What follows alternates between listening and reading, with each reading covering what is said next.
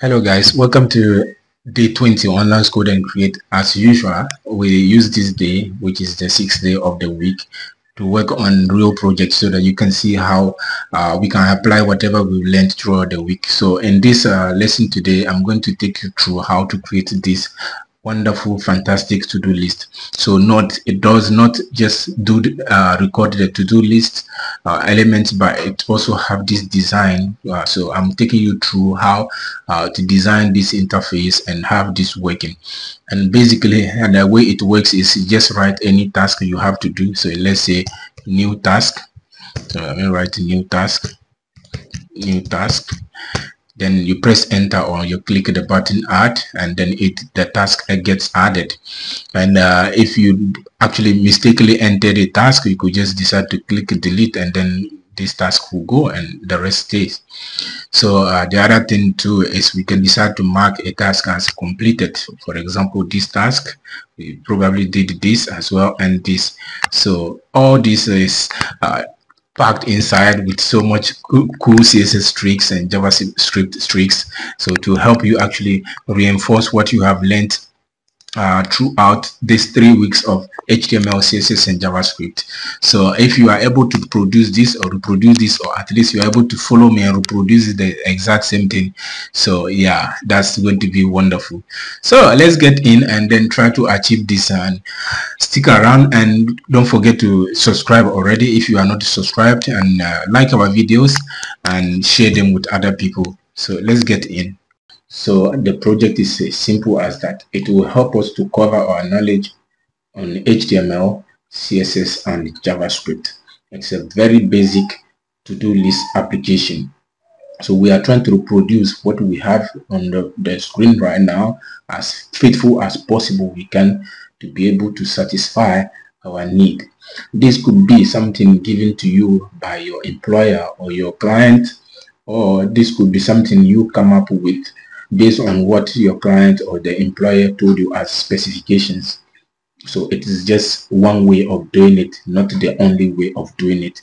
So we'll try our best to reproduce this as much as possible. So the idea is simple. Once you have the application started, you will have the chance of entering any text here, which is the to-do, or what we call in our case a task.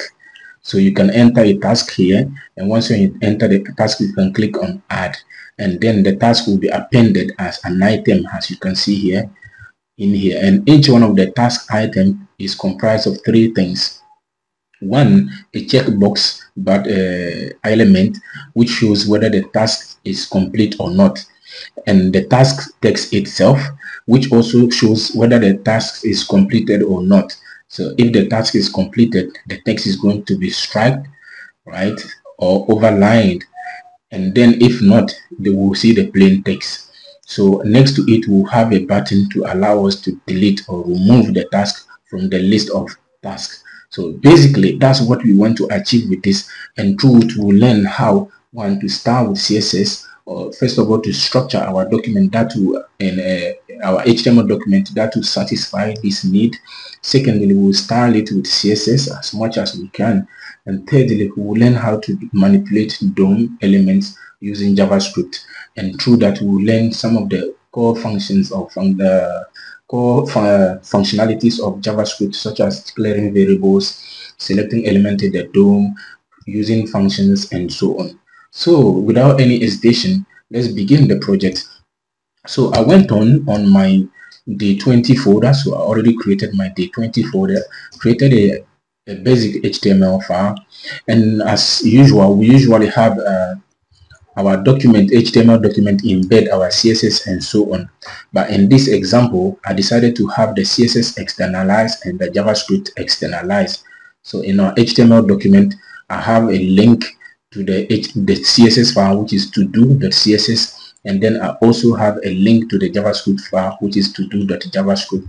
So by previewing it, I should see that indeed my HTML, my CSS, and my JavaScript file are linked. So if I inspect to show if my JavaScript file is linked, I can check the console, and here we can see it is actually saying ready.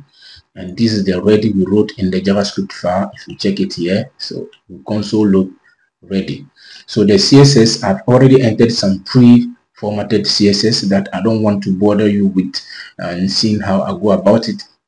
But basically, I actually changed the box sizing. Yes, the box sizing is kind of asking CSS, telling CSS how to handle the calculation of the boxes width, including the content width and the borders width. So basically, what this means is I'm telling CSS that okay, anytime you have a box like this, remember we say every element is in a box. So if I say this element should have the width of 300 pixels, is it only for the content, or it includes the margins and the borders all together? It should collapse it and make it 300 pixels. So this is what this that line there is saying.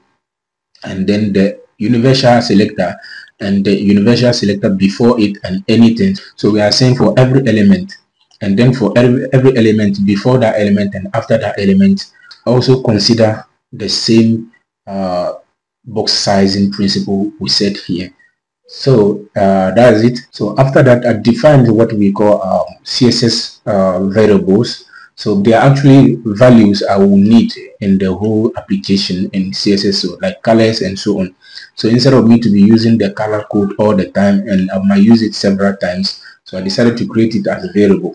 Just like we learn how to use variables in JavaScript, CSS has this option too, which allows you to set a name for a color or any property value, and then just have to call that value anywhere you want, and then the same value will be applied.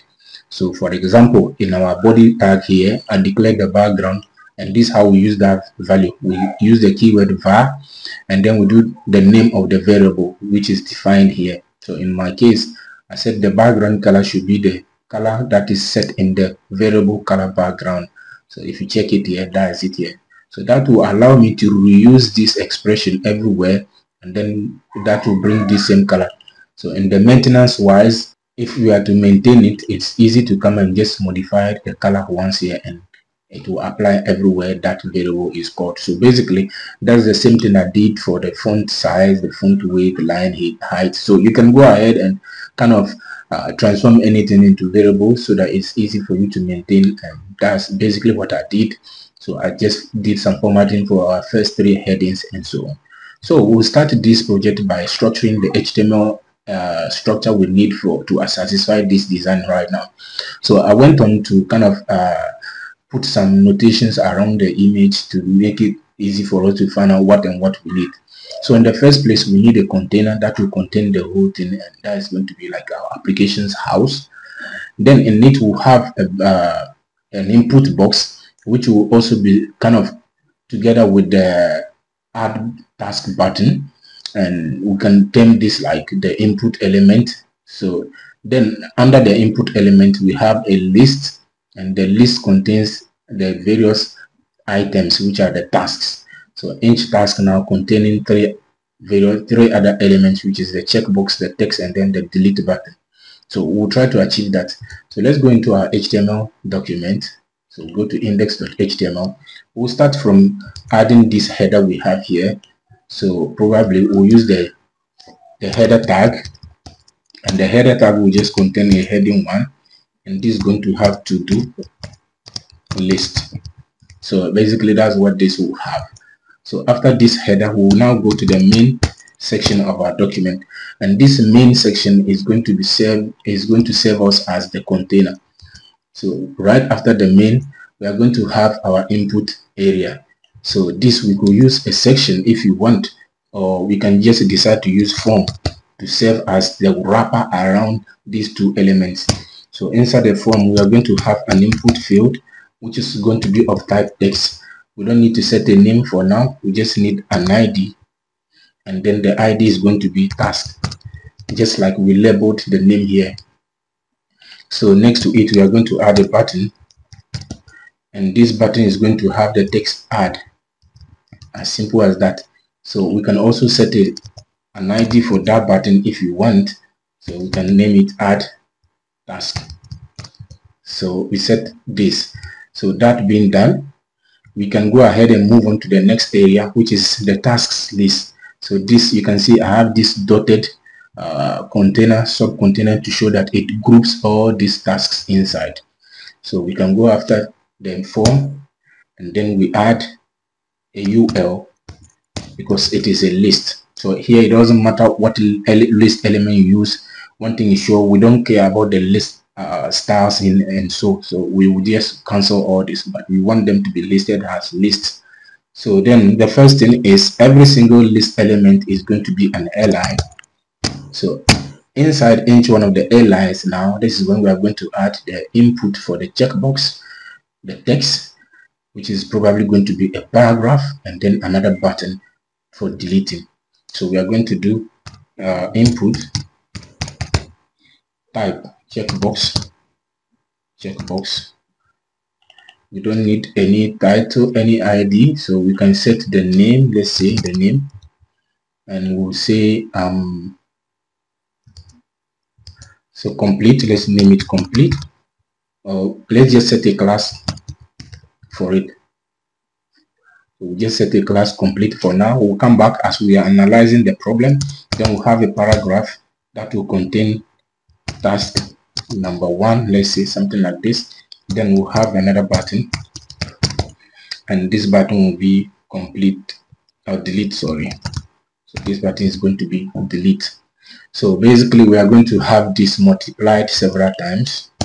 So we'll keep it like this for now, just for us to be able to style it, and after styling we can go ahead now and focus on the JavaScript area. So now let's preview and see what we have. So far you can see that I tried to set the background of my HTML document just like the background of my prototype.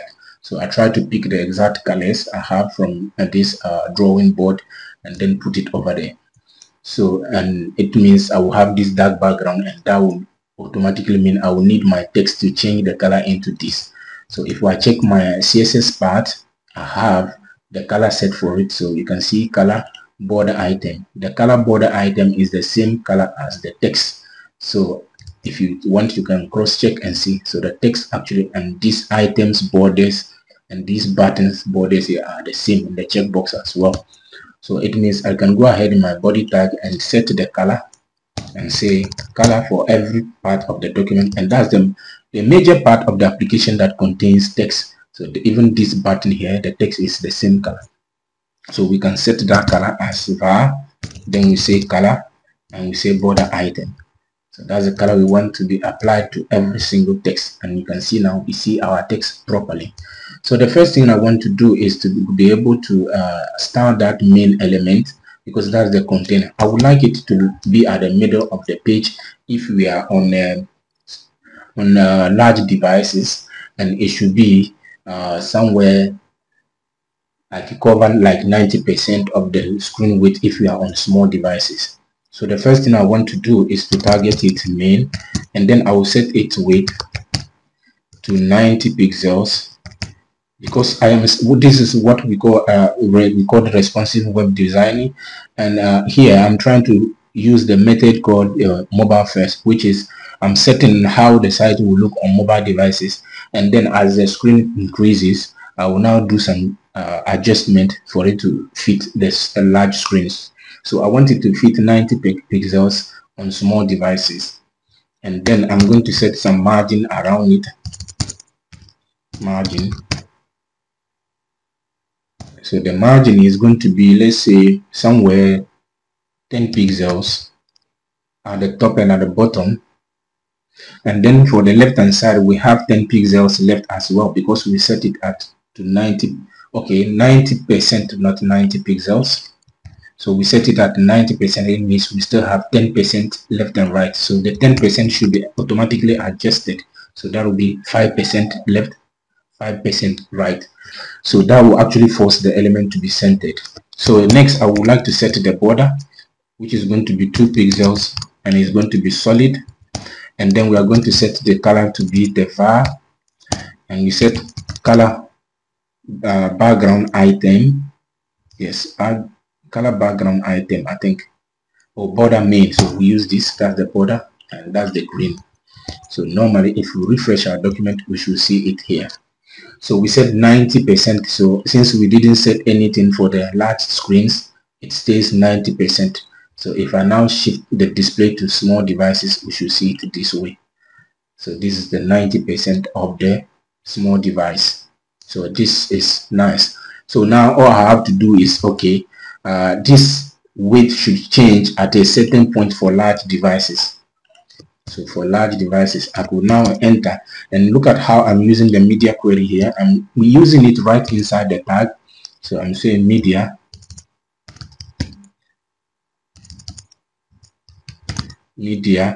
screen and mean weight.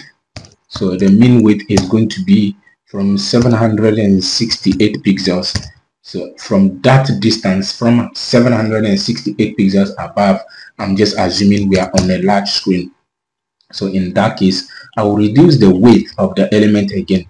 So be very careful of how I use this. I didn't take the media query outside the item and then brought the item inside. So what I told you the last time was this. So I will bring them in and then I will now set the class inside.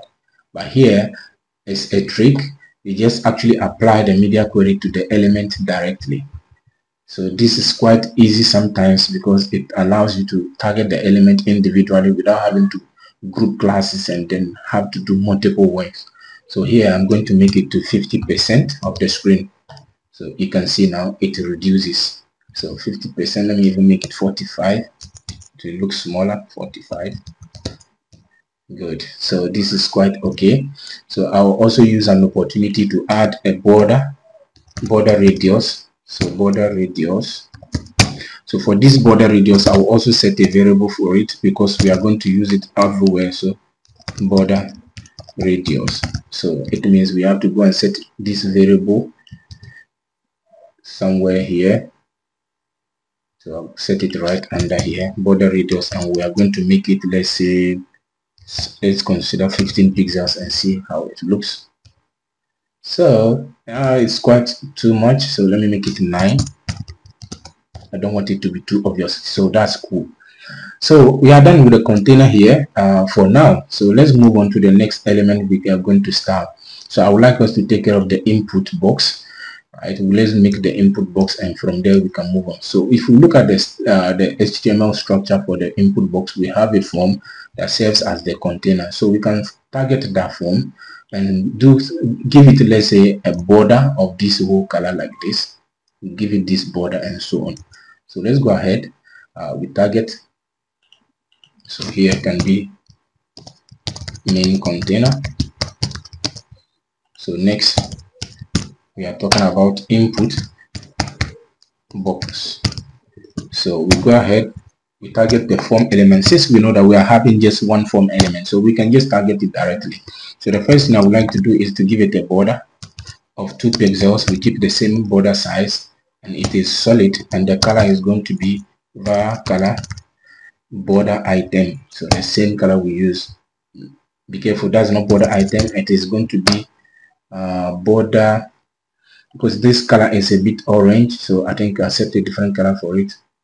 So border main border or color orange, so we use the color orange. It's not actually a border color, so I use the color orange. So like this, dash dash, don't forget the dash dash. So by doing that, we can preview and see that yes, indeed it went through. So once we have that, we can now go ahead and start the input element inside and the button itself.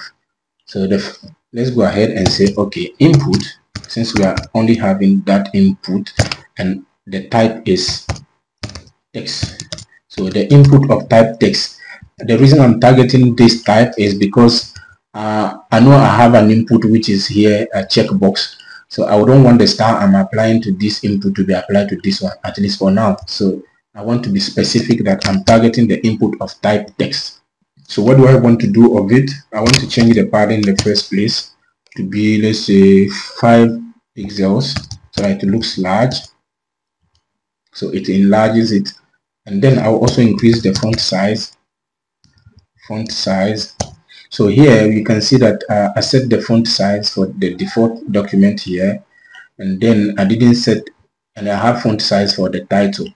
So I don't know if I should use this. This is going to look very big, because you can see the title here. This is going to be too big, so probably let me add another font size for input, and this is going to be a little bit bigger, let's say 20 pixels. So I'll come back here in the input and then call the variable and say font size input. So by doing that, we should have the input increased again, and you can see it brings us a very nice thing. So the other thing I would like to do is to get rid of the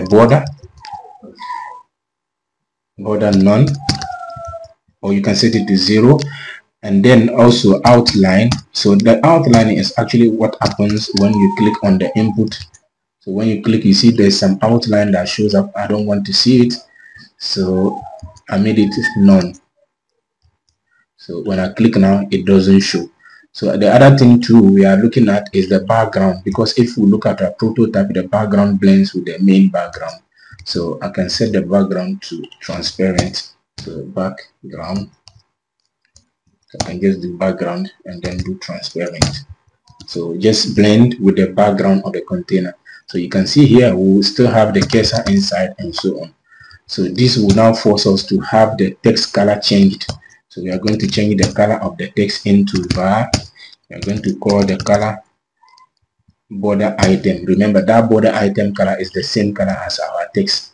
So if I refresh and now type, you can see that's how the text shows. So the other thing we can also look at, so I think it's quite okay here. The padding is quite too small, but I'm okay with that. We can manage that for now. So we can now go ahead and look at the border radius for this form element. You can see that because the border of the container is rounded and that of the form is not rounded, so it creates this edge here, it overlaps here, and that's not quite okay. And that's why it's good that we keep the same border radius for all the elements. So we do border radius, and we now call the variable for border radius So by doing that, it should now kind of blend inside, although yes, it could have been reduced a little bit. I'm not worried for now because we are definitely going to separate these two. And if you look at our prototype, the form element, there's some space around it related to in relation with the main container, but this same distance is also around the list element.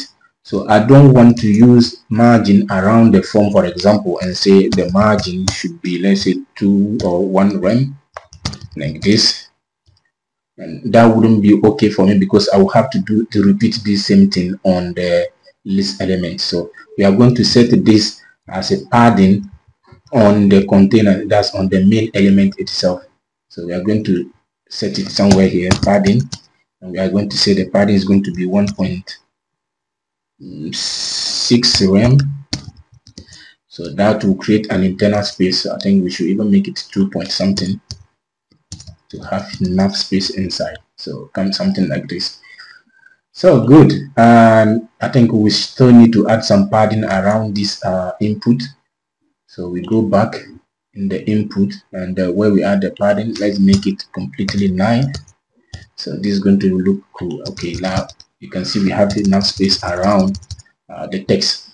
So now let's deal with the button. We'll also style the button similarly. So let me even try to do this and say button. So I'm trying to attach the same style, the same input style to this button. I don't like it because this button is a bit different from the other buttons. So it is going to apply the same style. You can see it already doing the same game. So I think we will have to separate this button differently. So if that's the case, I'm going to take the button. Let's see if we give it a class. So we'll target it by the its ID. So we are going to say the button with the ID of add task. So we are going to pick some of these things we did here. So although it is a bit repetitive, but we'll keep it that way. So the background is going to be transparent. The only thing that changes with this button, so I think instead of me doing that, I should just bring it here. So I just I'll group it with this, and then here I'll make some unique changes data specific to this button, and here this is the only thing I care about. So I want the border to have some color. So, and here also there's going to be a challenge with this border because it is going to be inside this box here. So I'm going to make it let's give it the border for now and see what we have. Pixel solid, and then it's going to be the var color border. That's going to be color orange. So if we do that, we can see our button now has its color. So it means we also have to apply the border radius on that button. So we do border radius, and this is going to be var border radius.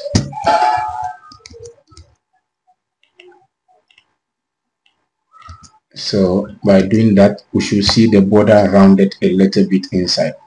So one challenge we have now is that the input field and then the buttons are not kind of well aligned inside here. So there are two ways we can handle this, either by using a flex, so we can kind of flex align them inside. You can also see this issue as the screen size changes, they can kind of break. So we can handle it using flex. So it means we go to their parent and then we say change the display into flex. So by doing that, it will now align them comfortably. So no matter what we do, they are inside that container, which is the form. So if I use flex, I can now say justify content, that's to align them horizontally, and I'll say space between. So it will take the button at the right side and then the text here. So this gives us that option, but we might notice that okay, the input is not here. So you can see the input is not up to here, and so this is a challenge that also needs to be solved. So for example, if we check here, you see how it overlaps. So yes, it can be adjusted and so on, but for simplicity, I prefer we change this into a simple grid. So when we change this into a simple grid, we have this alignment very well, and we just have to set the template, the column template. So we say grid template columns, and we set it to 2 columns, and the first column is going to have the largest space. So we take it, we give it 3 fractions, and the last one takes 1 fraction. So simple as that. Now the input goes throughout the end of our document, and that's it. So on a normal size here, we can see that our input is not large enough. So we could probably increase. I can do that by increasing the padding inside the button, for example. So if I go in the button and I say, first of all, I'll even have to transform the text transform uppercase, because that's what our design says, and then the padding should be increased to probably 10 pixels in all directions. So that looks too small, and let me even make it, let's say 0.5 rem. Oh, this small. Let me make it 1. Okay, so that sounds okay. Even 5. Great. So this gives us, so now our button is the one in charge of expanding the whole stuff. So here we could decide, like, okay, the border top, right, and bottom of this button actually merges with the field, which is the form element. We could decide to cancel that and keep only the border left. Although I like it the way it is now, but by doing this, you see, it looks like we are having one single element, although this is a button. So we could also add something to this button, which is a hover behavior, which is when we mouse over on this button, what happens. So what I would like us to do is probably change the color. So we can change the color simple by changing it into, let's say, var is going to be the color orange simply. That's all I want us to do. So like this. Good. So this actually shows that actually something is going on. So we could also maybe change the cursor, but for now I won't bother much about this aspect of things. So with this done, I think we have something cool. And by the way, let me even increase the padding of the container again. I think this is the default size, so let me increase the padding of the container, which is the main here. So we set the padding to 2. So let me make it completely 3.5. I really want enough space inside, so that's great. That's great. So this looks okay. Now we can move on now and target the list element. So for the list element, we know that it is the UL that controls it. I mean the list of elements, the items. So we go ahead and use UL, and we can give it a border. Then make it 1 pixel, and we are going to make it dotted so that we can just see. And the color we set color orange, simply like this. So this will give us a clear view of where the list element exists. So once we have that targeted, let's move on now to the actual items inside the list element. So ULLI. So that's LIs we are targeting. So let's look inside very well. We have LI, and each one of them has a text, a checkbox, a task, or a paragraph, and then a button. Okay, what do we want to do? First of all, we want all the elements inside each LI to be displayed in line. So just like we need to use a flex box here or a grid. So let me use flex. So we are going to change the display to flex. So in this case, the each one of the LIs is the container, and then we want to do justify content, space between, and then align items at the center. Let content align items at the center. So that's, we did the vertical and horizontal alignment at the middle. So this will keep them aligned on the same line. So we also have some margin and padding to clear from the, apply that to the UL, and also padding 0. Okay, good. So this removes this extra padding and margin we have around it. So that being said, we can go ahead now and start the individual items. So that's individual LIs by trying to replicate the same design we have here. So the first thing we need to do is to give it a border. So, and we can see that this element, which is the list element, and the button, the checkbox are all having the same border. So I could probably have a different group of stars here. So for the LI button and the LI input, here I don't need to specify that the type is a checkbox because it is the only input that exists inside. So we set the border to 2 pixels solid, and the color is going to be var color border item.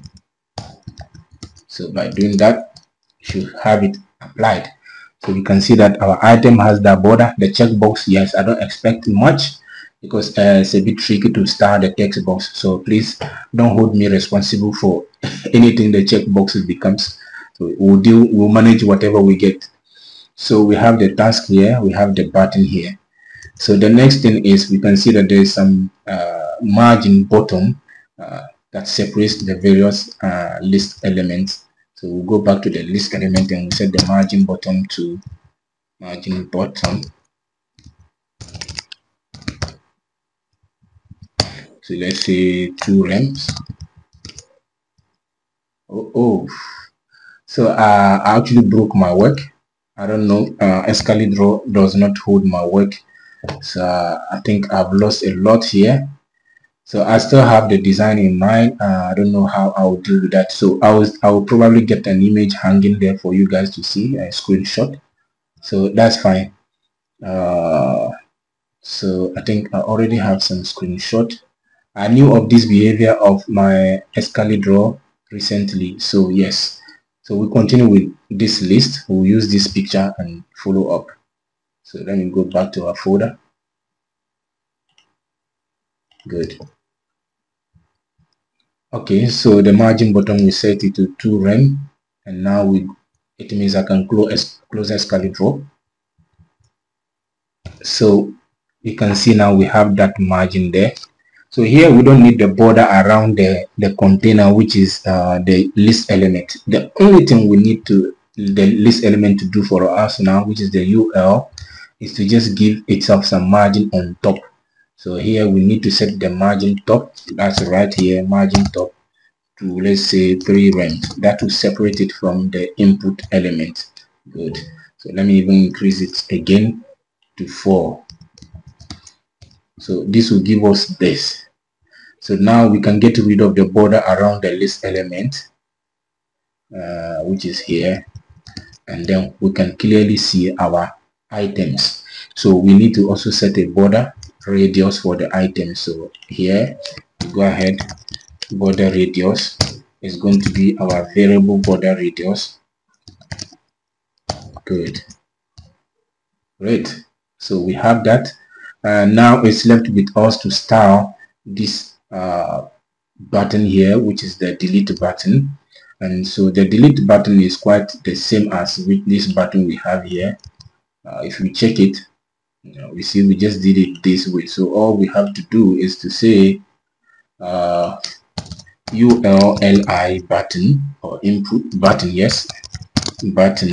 So we can go ahead and apply all these styles we had over there. So let me clear this, and here I want the same thing to be applied, which is this. So on the hover we want this, so we are saying we want the border left. So here we don't just want the border left, we want all the borders to be this way. So to get rid of the left, border radius should be the same. Text transform, here we don't transform the text, and padding here is too much, so we keep it 1. And let's check what we have.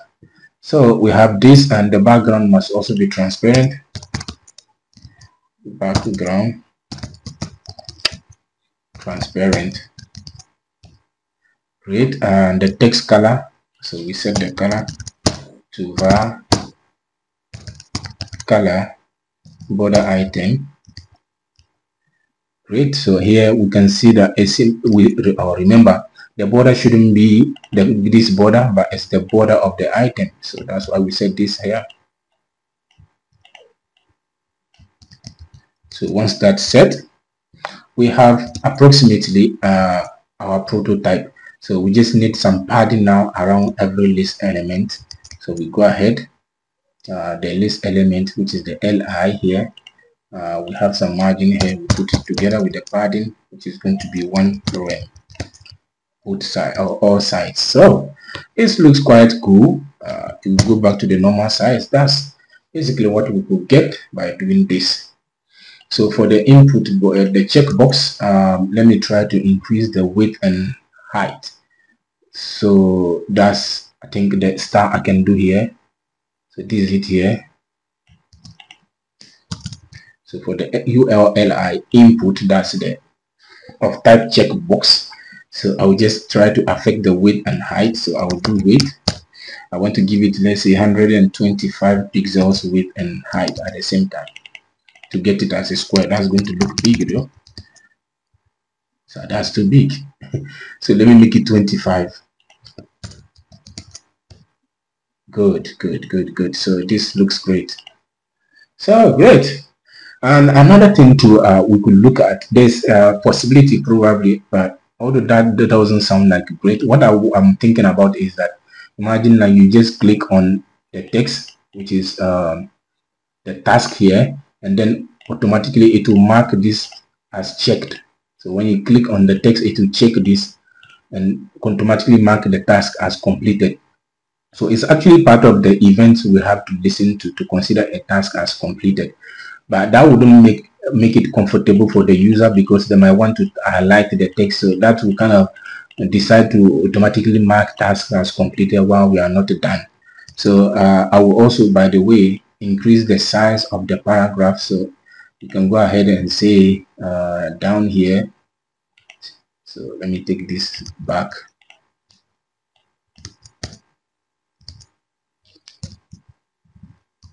So here we'll say ULLI paragraph font size. So the font size here, we are going to use the font size we use for the input.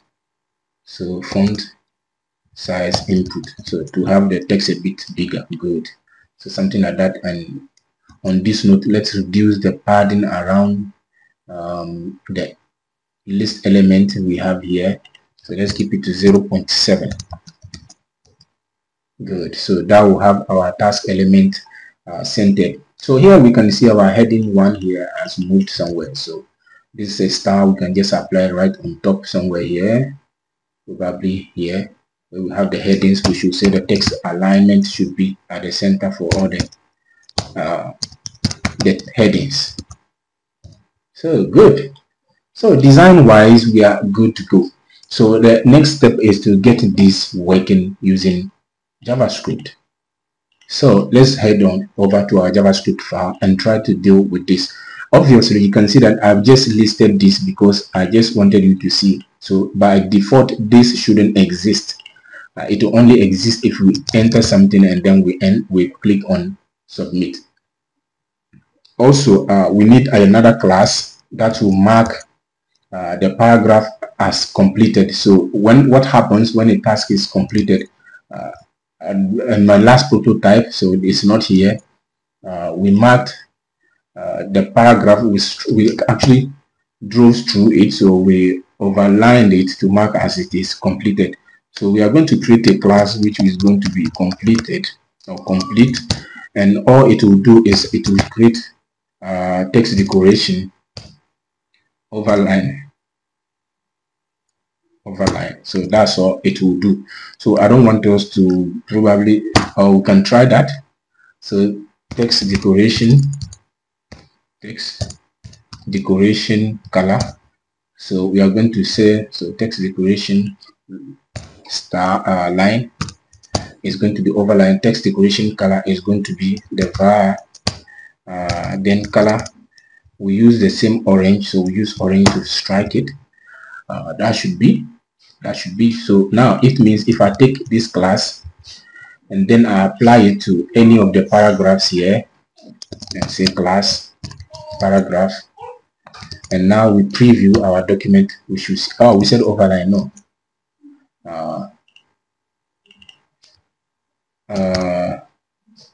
line 2.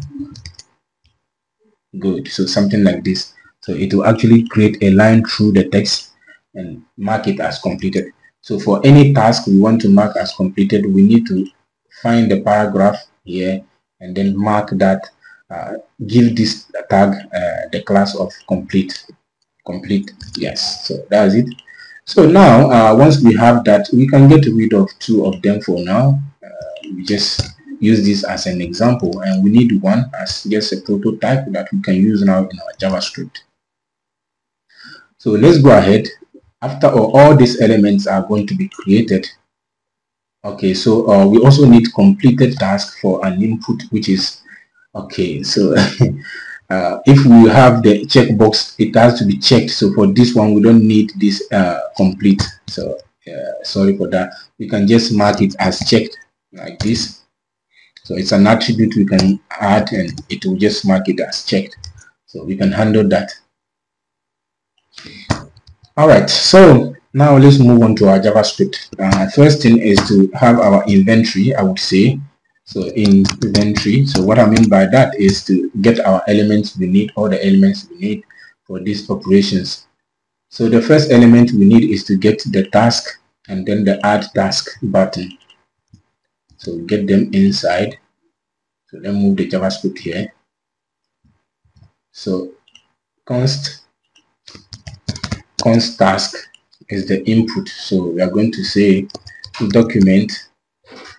And by the way, I wish I could create a function. So something like const and this is another thing we can do in JavaScript. You can set the $sign as a variable, so JavaScript will not reject it. So I'm going to use the $sign as a variable, and then I'm going to assign it a function which will take an element, right? When it takes the element, it is going to return the document dot query selector of the element. So actually I'm actually wrapping this feature around the query selector so that I don't have to write query selector all over the place. So what it means, if I now write a dollar and then pass in any element, so in this case we have to be clear on the things we are selecting, just like we do with query selector. Is it a tag? Is it a class? Is it an ID? So in this case I could say I'm going to select the type, the element which has the ID of task. So I'm going to put hash and then I'm going to write task. So this is basically cleaner for me. So it's just a basic wrapper. It can be done better. So if I now go for the next element, I just have to copy this and paste. And we also have to declare the variable as const. You can use let or var, it's okay. So I'm now going to take the task, the add task button. So basically that's it. So alright, for some reason this function doesn't get the element. So one good way of doing that, because the syntax looks okay, the only issue is that it seems our JavaScript runs, so we need to also check that out. So that's the thing, and you can see this is a problem I actually mentioned in one of our previous lessons, where I place my JavaScript. Actually it kind of, wow, so all this while I've been working outside the body tag. So this is making our HTML to run after our JavaScript code. So this is seriously bad, man. So my apologies on that. So we just have to move all this code right here in the body tag, so somewhere like this. So this will make our JavaScript see our HTML after it is loaded. So basically what was happening is the JavaScript loads and then the HTML comes in right under it, which the JavaScript doesn't see before it works, so it won't work. So this actually helped me to find out what was going on. So all this while we were just working outside here, but it's okay. The only thing you need to do is just move it back in the body tag. So we're good to continue. So we go back to our elements. We grab the rest of the elements. So the next element we want to grab is what? That's the list element itself. So in the main tag, we want to grab the list element, that's the UL element. So I can do that as well by just saying just the UL.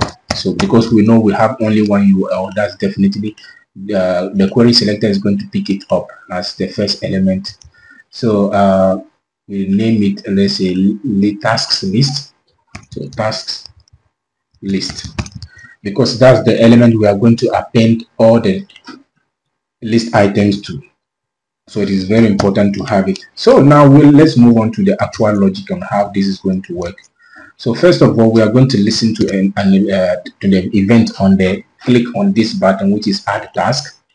So let's say add task.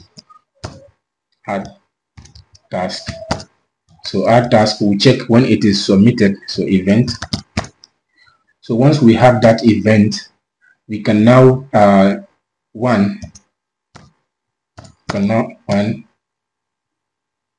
get the user input, get the task. So and to do that, we just do add task. So we listen to the event on it. So add task dot add event listener, add event listener. So we add the event listener to the add task, and the event we are listening to is the click event. So once we have that, we can now bring in our callback function. And now in the callback function, we can now perform the collection. So that is pick the task. So we say task. We'll just declare a variable let task. So I think this should be task input rather. So we name this one task input. So we now, the actual task is what the user entered. So task equals to the task input dot value. So whatever value the user entered inside the task input. So once we have that, the next thing is to create a list element, and then so we'll go ahead, so we'll do to create list element, then 3 append so that's we give it content, so insert task inside it. So that is going to take some steps because the task is actually inside a paragraph, which will also require us to create a paragraph. So one will insert the task, so insertion I would say. So in the insertion we'll have 3 other steps. So 3.1 we'll insert checkbox, right? So insert list element. So we insert the checkbox. In 3.2 we are going to insert p with task. Then in 3.3 we are going to insert the delete button. So that's what this insertion will require us, and that's the actual big task in the whole thing. So let's go ahead and do that. So const, you want to create a, so let's use let, and then we'll say item, that's how we call them, item is equals to document dot create element, and what element do we want is an li element. We put it in the code.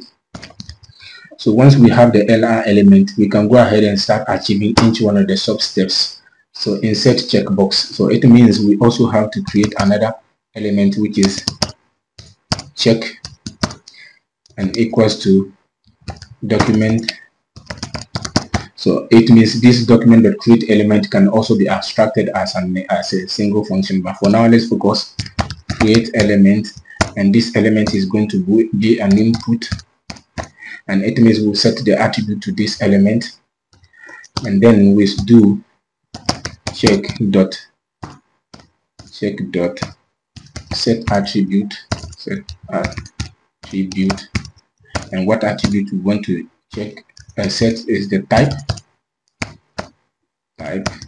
and that type should be of checkbox. Simple as that. So we have our checkbox set.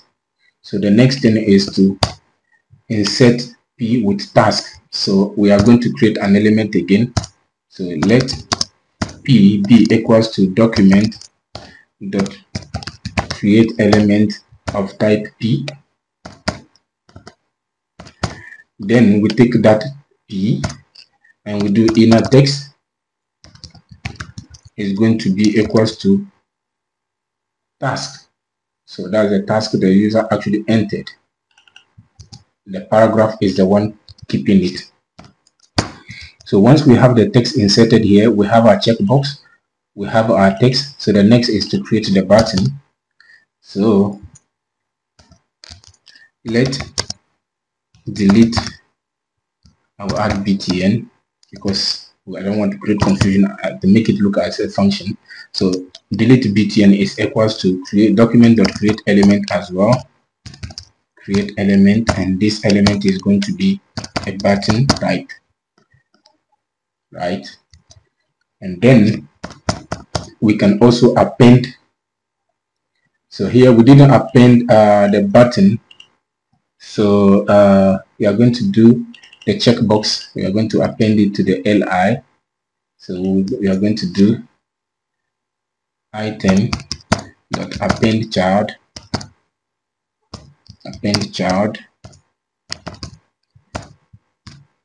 we are appending the check. So that's it here. So here too we are going to do the same thing, item append child, we are going to append the p. So this order is very important because we are using append child, so it should append it one after the other. And here too we have created the element, it is a button, so it means we also have to set some inner text which is the delete. So So we are going to do delete btn dot inner text. Inner text is going to be delete. So once we have that, we are going to also append it to the child. So once that's done, we can go ahead now and append the item to the list of tasks. So we go ahead. That's step 4. Append item to tasks list. So we go ahead now, we call tasks list, and we do append child, and we append the item. So that's it. So normally this should happen upon clicking on the add task button. So there's also another thing we need to check here, which is, imagine let's go to the document. I decide to just type like this. You see, as soon as I tap, it actually appends the chart even if I didn't fill anything. So this is one thing we need to check. So we need to be sure that this task is not empty. So we are going to say if, so this is how we use if statement, tasks dot trim any empty space is equals to empty. So we are going to return nothing. So if I'm not having any syntax error, we are good to go. So here we can see it is not appending anymore, but there's something that happens because this button is inside a form. Anytime I click it, it will try to return to submit the form, and that loads the page. So to do that, we take the event from here. Remember, the event is going to be passed to our callback function. So I'm going to do inside that event, prevent default behavior of the form, prevent default. So the form submission, eliminate that. So we reload, and I click now, nothing happens. So if I say first task add, then it adds the first task. We have the button, we have the checkbox here, and so on, but there are no actions on these buttons. So we are good with that. We have this simple sample task here. It's time to get rid of it in our HTML document. So let's go ahead. So for our UL, we can now put it like this, as simple as that. So if I click empty, nothing, but if I say first task after demo, we add, and then we have the task added. So congratulations, at this point, that's quite impressive work. So the next thing is to handle the deletion and then the completion of the task. And here, this is going to be a challenge, and it is something very important on how to handle it, because imagine if I add more tasks. So this is another challenge. So let me bring this first. You can see that after adding the task, the text is still there, so I can still click. You see, it will add it several times. That's a bit uncomfortable. So it is cool that after adding, we clear the input and leave it empty. So let's go ahead. We go in our to do. So after we append any chart, so on adding any item, we go ahead and we say task is equals to the input. So that's task input dot value. So we set the value of that input to empty string, as simple as that. So if we reload and we add a walk the dog, and we add, you see, it empties the field. Clean the house, it empties the field. So that's it. So the problem I was trying to underline is, if you check these buttons, delete, and this checkbox and this checkbox, there is no particular distinction between them. They are all same buttons, same input checkbox. How do we distinguish that when the user clicks on this delete here, we are actually targeting this button to be deleted, not this one under? So this is one good thing we'll have to learn here on how to handle that. So for now, let me keep this here as such, and then move on to our next step, which is the deletion. So let's handle the deletion first. Delete. So what we are going to do is we will also take our selection function here, which is the dollar function we have, and we are going to say let delete. So these are all the buttons that we delete, and then we say here we need document.query selector all to get all these buttons, and we don't have that function in our case. So I could probably add it and say just copy this function and add some $sign here and then make this all. So in this case we are selecting all the elements of this same type or this criteria. So I'll do $sign underscore in bracket. What do we want to get? We want to get the ULLI buttons. So we want to get that element ULLI button. So once we have them, we also want to make sure they behave as arrays. You see what I'm saying. So if we do console.log the deletes, and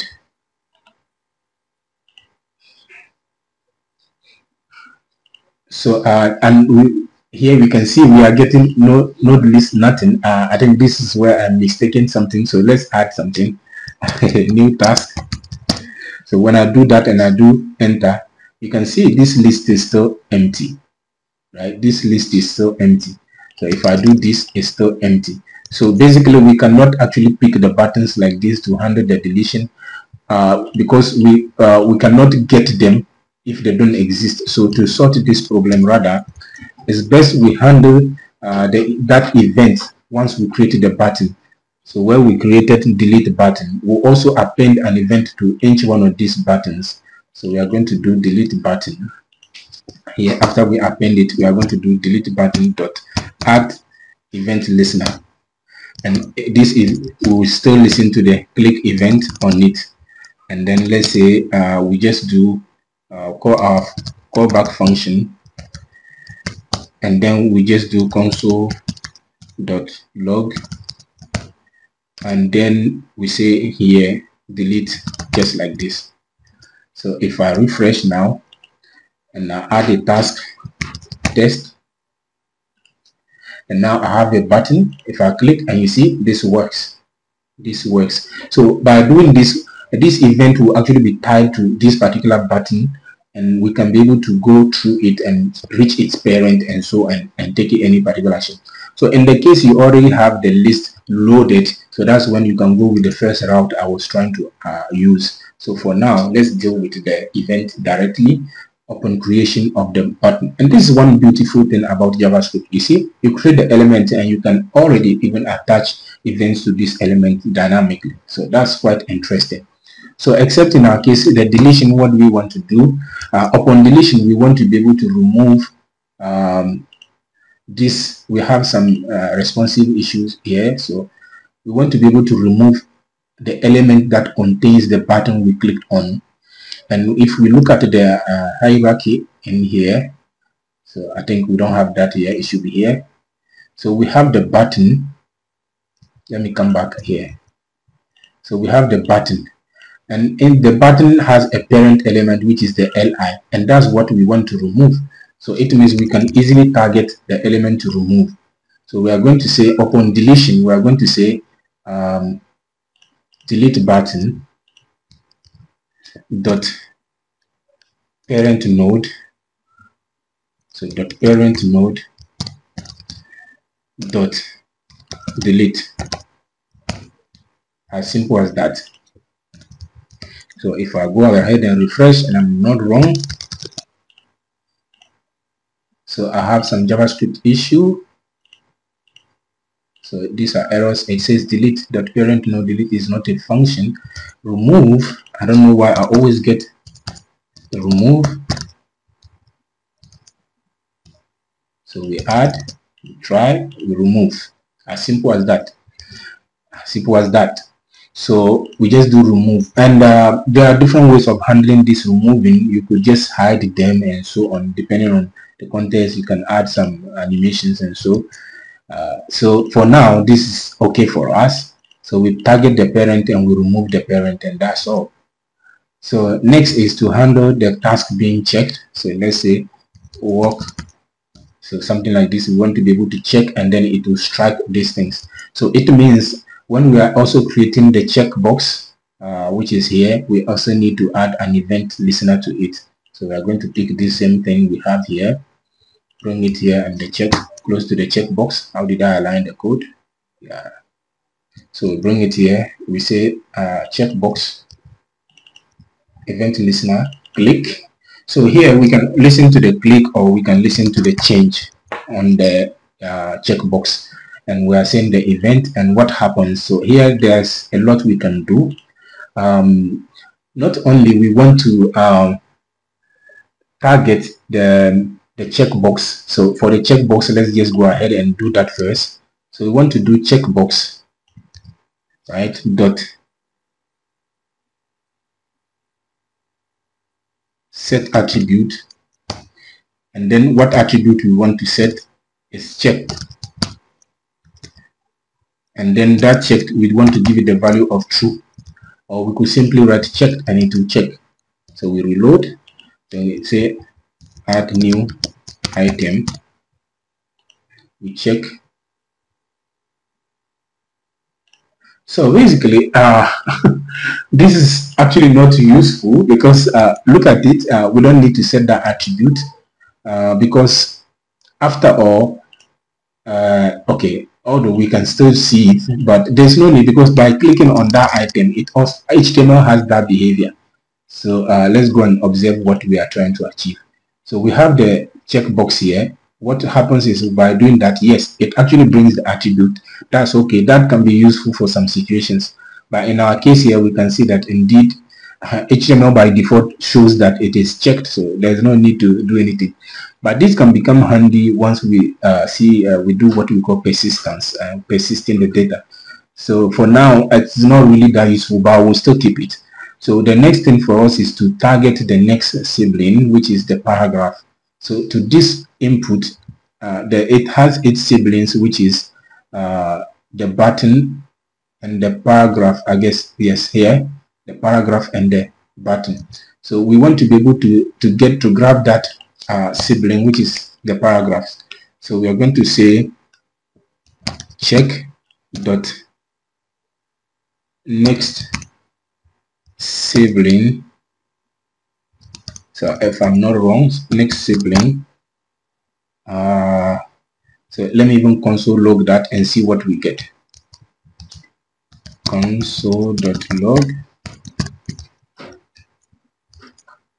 So we reload, we do this, we add, we check.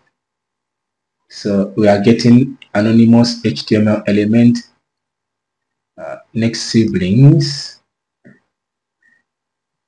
Okay, so the issue is next sibling is not a function, so I have to use next sibling as such. So let me see what I get. Okay, we have an error missing after argument this, or yes, that's for console log. So we go ahead, so we check. So it says we have some messages, so we get the paragraph. So perfect. So once we have the next sibling, which is the paragraph in our design, we just have to say to add the class set attribute, and what attribute we want to set is class, and that class will have the value of complete. Remember, we created a CSS class called complete, and that will do the work. So first task of the day. Good. So we check and it causes it. That's all. So we add another task. Wash the car. We add, and that is fine. So we say walk the dog. That's fine. So that's quite cool. If I want to delete this guy, boom, it goes. I want to delete this guy, although it is completed, I just click this. So that's it. Congratulations if you made it to this point. You should give us a like, a subscribe, and to really encourage this channel. So this is quite basic when it comes to managing these things, but it actually teaches you a lot when it comes to JavaScript, HTML, and CSS. So we can abstract this code. For example, the way we abstracted the element creation using this function, we could do the same thing for document create element as well. We could abstract with a function, and that does that, so that we don't repeat this create element the same. So you can actually kind of create a lot with this JavaScript thing. So these areas, for example, where we have the checkbox appended, can also be used, can be abstracted as a function, and all you have to pass it is the element you want to create and the parent to append it to. The same thing can happen here. The event here can be handled. You can see that this event is the same as the one here, so you can just decide to set them differently in a function which takes a callback and in which the operation can change. So there's a lot that can be done in improving this code. Because this video is becoming too long, which I didn't anticipate, so I'm going to stop it here. But this assignment, I would like you to there is this assignment I actually want you to try on this. If you made it to this point, try to actually handle the insertion. So far you can see that when we are adding the tasks, for example, let's say another task, it actually gets appended at the end. So we wish we could actually have it on top here, or decide if it has to go at the bottom and so on, or it should be in the middle. And if possible, you could even work on dragging them and dropping them and rearranging them. So that's a very good exercise if you can do that. The other thing too, you could notice that when I reload the page, all the tasks vanish. So it's normal, because they only exist in the virtual reality of the DOM. So as soon as you reload the page, the DOM comes back to the initial HTML document tags. So nothing remains. So this is what we call persistence. You need to persist the data to some database and so on. So the browser has some storage called local storage and index storage. So you can look around this storage on the browser to see how you can store these tasks in the local storage. And then once the browser is reloaded, it should be able to fetch the existing tasks and then allow you to insert old tasks, new tasks and so on. So also when I create a task, I have to click on this button myself. So I wish we could just type enter. So in my case, I use the form. So by typing enter, the form gets submitted and it works. But if you did not use form, this wouldn't work. So you could handle the key press as well to take care of that. And there are so many other things around. So for example, the animations, I wanted to add that, the transitions and animations, but this is becoming very long and I definitely have to stop it here. I love doing this and I know you are loving it as well, but let's not be too greedy. Let's manage this today, and I hope to see you in our next video. Thank you so much for watching. Consider liking, subscribing to our channel and sharing this video with others in the community. Thank you. Bye.